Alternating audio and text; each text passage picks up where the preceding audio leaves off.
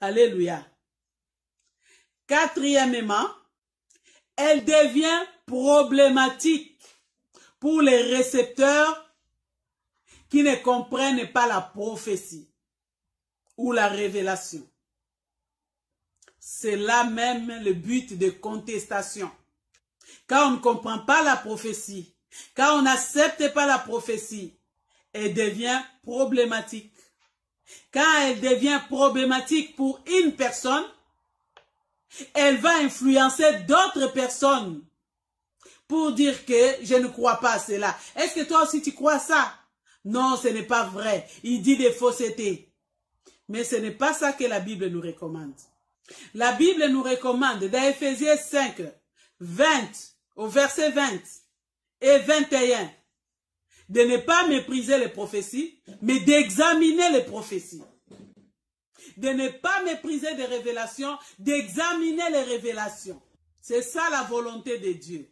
Nous ne devons pas être des personnes problématiques pour contester le ainsi dit l'Éternel, pour contester la révélation de l'Éternel.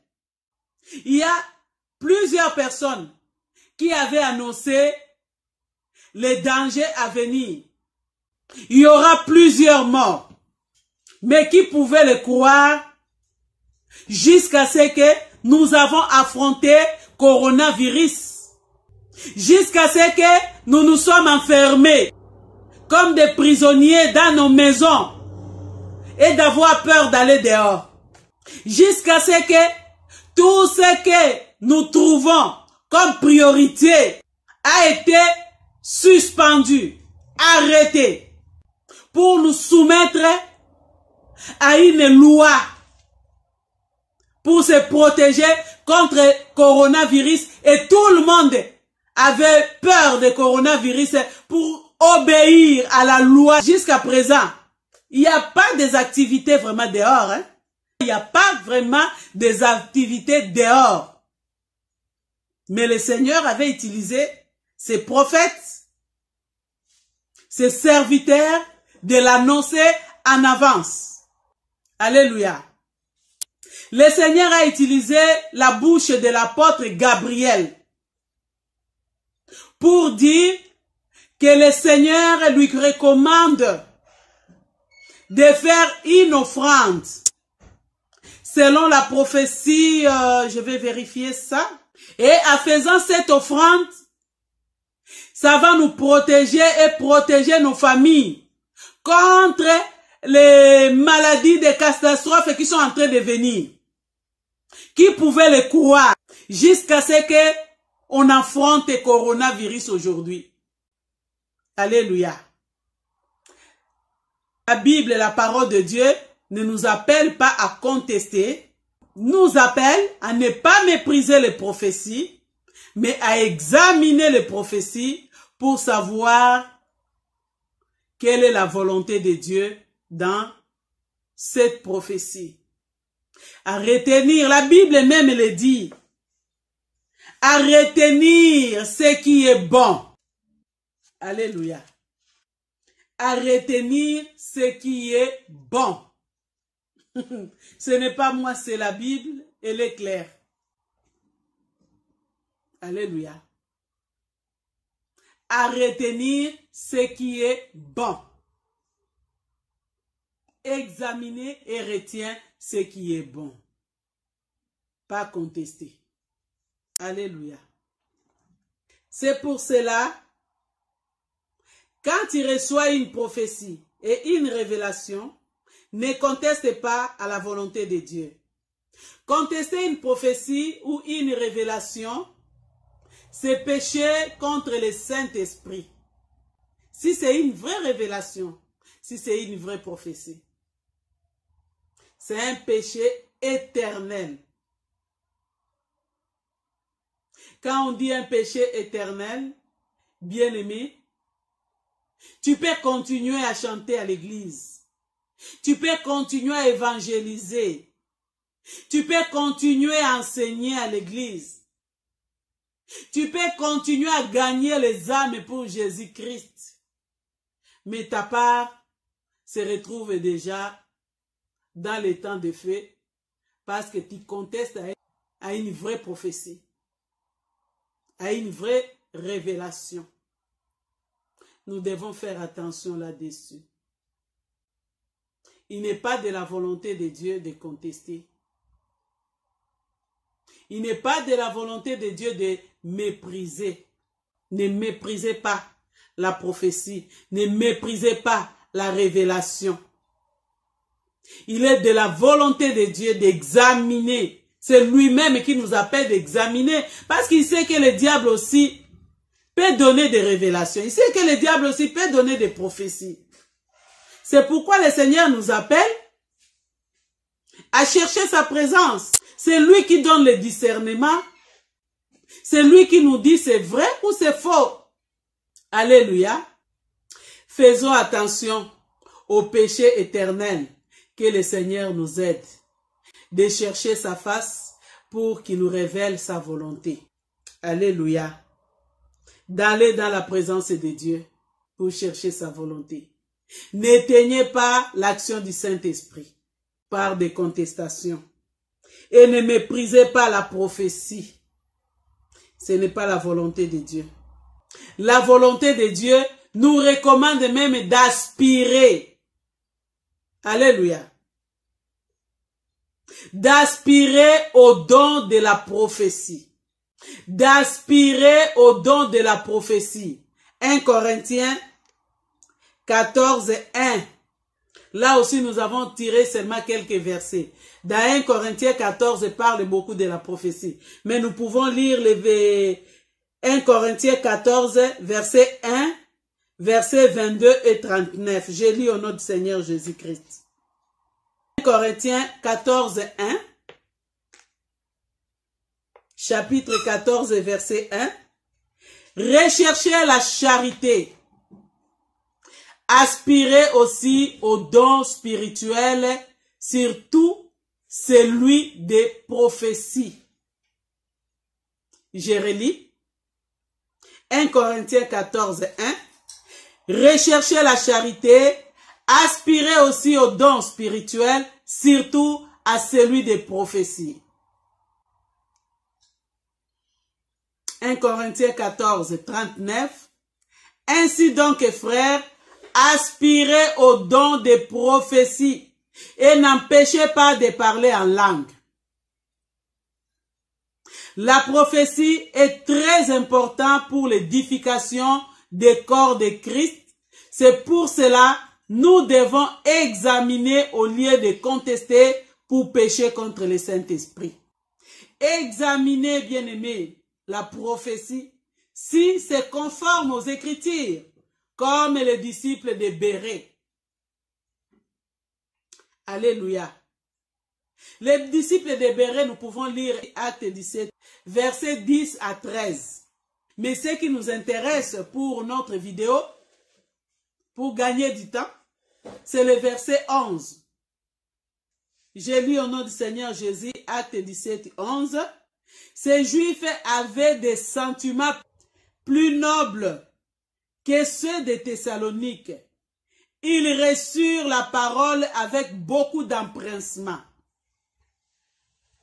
Et ils examinaient chaque jour les Écritures pour voir si ce qu'on leur disait était exact. Ces Juifs avaient des sentiments plus nobles que ceux de Thessalonique.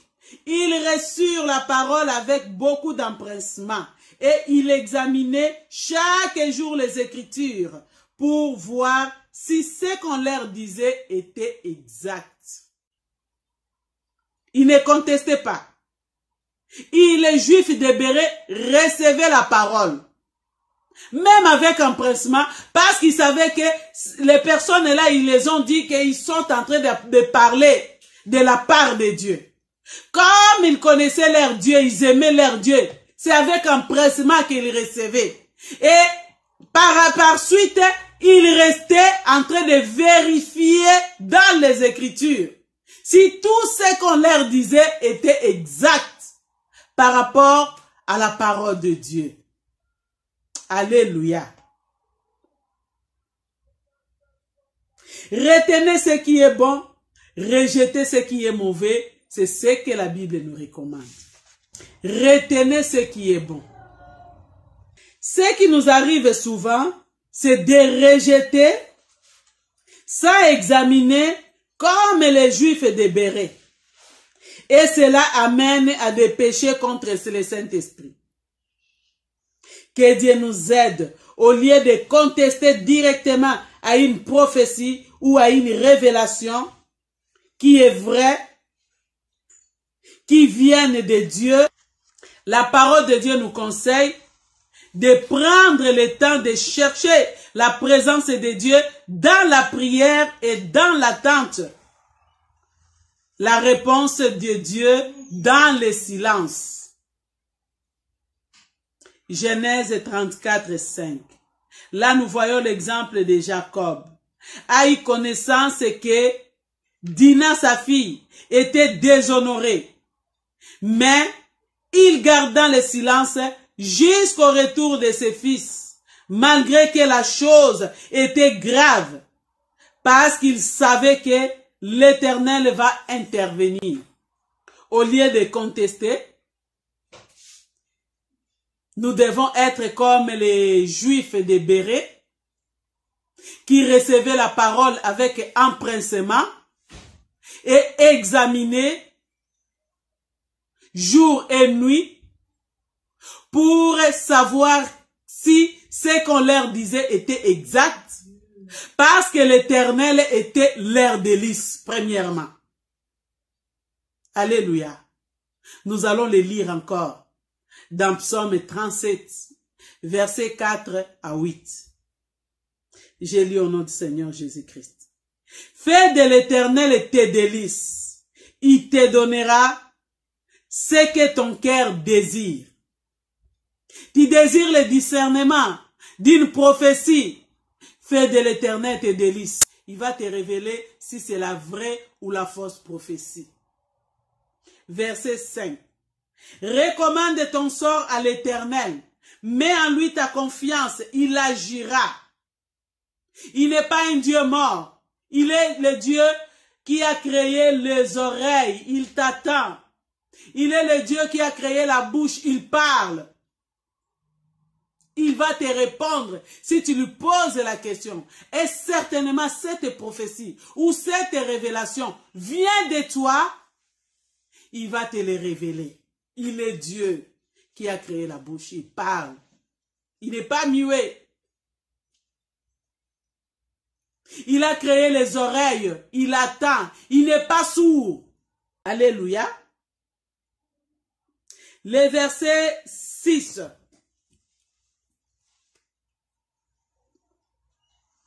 Il fera paraître ta justice comme la lumière et ton droit comme le soleil à son midi. Garde silence devant l'Éternel. Espère en lui. Ne t'irrite pas contre celui qui réussit dans ses voies, contre l'homme qui vient à bout de ses mauvais desseins. Laisse la colère, abandonne la fureur, ne t'irrite pas, ce sera mal faire. Alléluia. Bien-aimés, ne contestons pas toujours. Suivons les conseils de 1 Thessaloniciens 5, 19 à 21. Priez sans cesse. Ne méprisez pas les prophéties. Examinez les prophéties. Cela est la volonté de Dieu. Alléluia. Surtout, ne soyons pas emportés par tous les vents de contestation. Ne soyons pas emportés par tous les vents de contestation. Parce que c'est le vent qui anime la plupart des personnes actuellement. Nous sommes emportés par tout vent de contestation. Cela s'est passé aussi à l'époque des apôtres qui étaient même avec le Seigneur Jésus. Le vent de contestation s'est levé au milieu d'eux.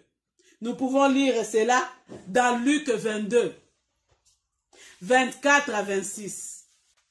Luc 22, 24 à 26. La contestation des apôtres même. Alléluia.